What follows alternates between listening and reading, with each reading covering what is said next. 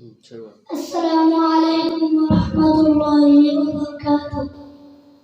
أعوذ بالله من الشيطان الرجيم. بسم الله الرحمن الرحيم. تبارك الذي بيده الملك وهو على كل شيء قدير. الذي خلق الموت والحياة ليبلوكم أيكم أحسن عملا وهو العزيز الغفور.